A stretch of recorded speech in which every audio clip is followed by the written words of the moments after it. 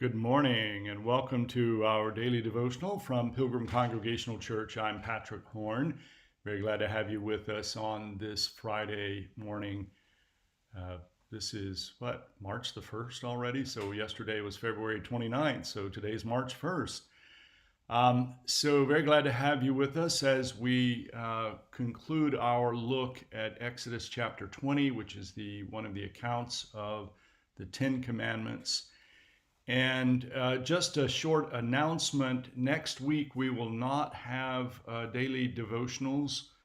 I'll be out of town and unable to do them, so we will resume the following week, which will be Monday, March 11th. So we'll be on hiatus for 1 week with daily devotionals and resume on March 11th.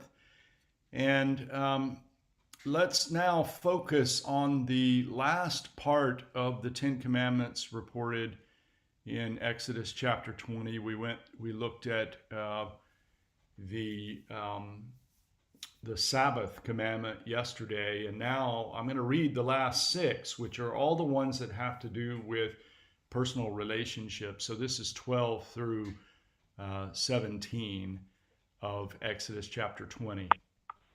Honor your father and your mother, so that your days may be long in the land that the Lord your God is giving you. You shall not murder. You shall not commit adultery. You shall not steal. You shall not bear false witness against your neighbor. You shall not covet your neighbor's house. You shall not covet your neighbor's wife, or male or female slave, or ox or donkey, or anything that belongs to your neighbor.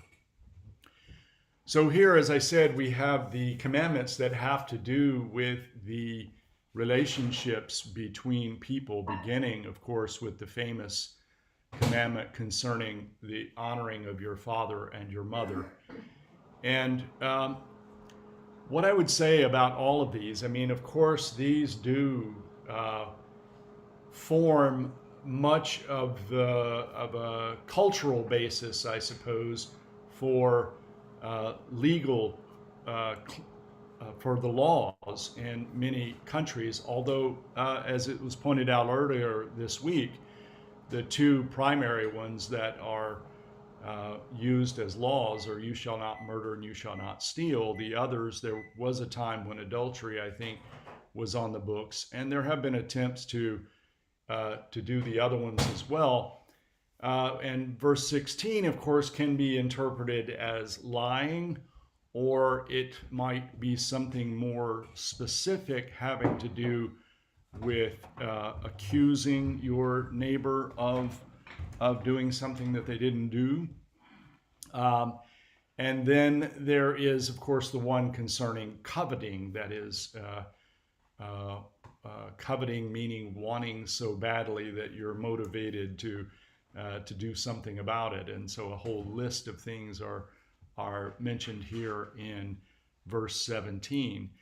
So what I would say about these commandments is not so much that at all that they need to be enforced. I am glad that we have laws against stealing and murder. But the point of these laws is not that they need to be enforced, but that they need to be practiced by people. And so, again, I want to emphasize that from our perspective, these are freeing, not restrictive. That is, these are, if we practice them, they actually provide freedom for us rather than restriction. I might also say that, these laws do not do away with, these commandments, I should say, do not do away with dilemmas. There are dilemmas where it might even be possible for certain commandments to come in conflict with one another, where you have to choose one or the other. So, I don't think that undermines them. I think it simply means that life is complicated, and sometimes decisions about what is right and wrong can be difficult. And I think we have pretty good guidance about what right and wrong is, but sometimes it can be a challenge.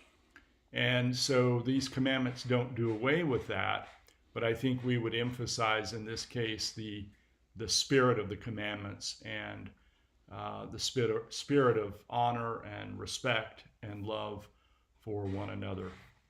Let's close with this word of prayer. This comes again from Harry Emerson Fosdick's book, The Meaning of Prayer, and he has a collection of prayers where he actually goes into different, he teaches about what prayer is. This is a very short prayer from J.H.